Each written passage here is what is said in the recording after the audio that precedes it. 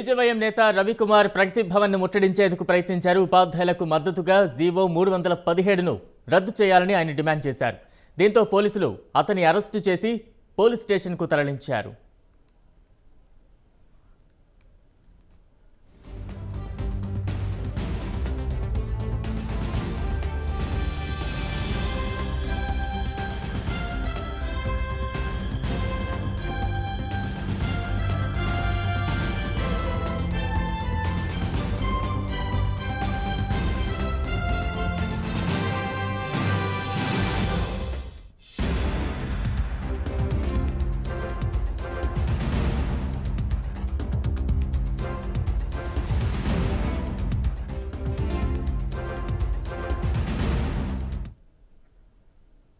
BJYM నేత రవికుమార్ ప్రగతి భవన్ ను ముట్టడించేందుకు ప్రయత్నించారు. ఉపాధ్యాయులకు మద్దతుగా జీవో 317ను రద్దు చేయాలని ఆయన డిమాండ్ చేశారు. దీంతో పోలీసులు అతన్ని అరెస్టు చేసి పోలీస్ స్టేషన్కు తరలించారు.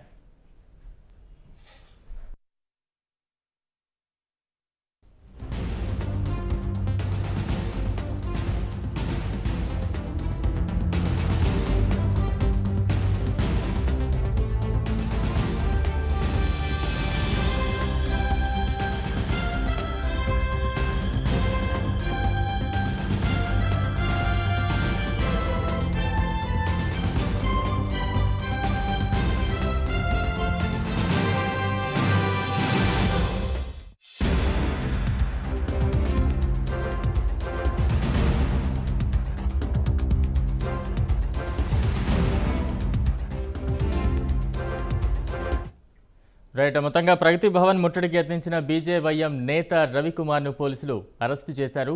ఈ ఘటనకు సంబంధించి మరింత అప్డేట్స్ మా ప్రతినిధి సంపత్ అందిస్తారు. సంపత్.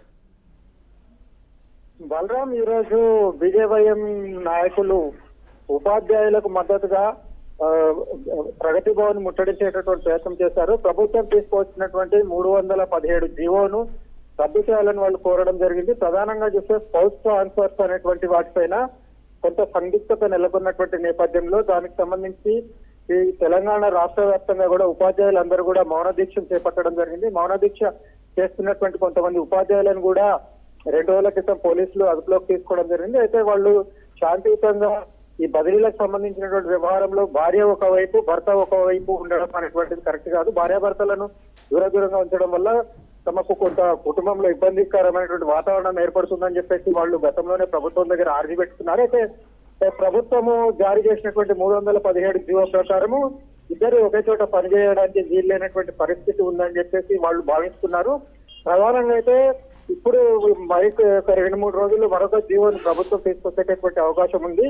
ఇందులో భాగంగా స్పౌస్ కు సంబంధించి అంటే ఇద్దరు ఒకే చోట పనిచేసేందుకు అనువుగా ఈ జీవో ఉంటుందని చెప్పేసి ఒకవైపు ప్రభుత్వ వర్గాలు చెప్తున్నప్పటికీ ఉపాధ్యాయ వర్గాల్లో మాత్రము దానిపైన నమ్మకం కుదరడం లేదు. దీంతో వాళ్ళు ఆందోళనకు దిగినటువంటి నేపథ్యంలో వాళ్లకు మద్దతుగా ఈ బీజేపీ నాయకులు ఈ రోజు ప్రగతి భవన్ ముట్టడించేందుకు ప్రయత్నించినటువంటి నేపథ్యంలో వాళ్ళని అడ్డుకున్నటువంటి పోలీసులు అరెస్ట్ చేసి పోలీస్ స్టేషన్లకు దగ్గరలోని పోలీస్ స్టేషన్లకు తరలించడం జరిగింది. Thank you Sampath.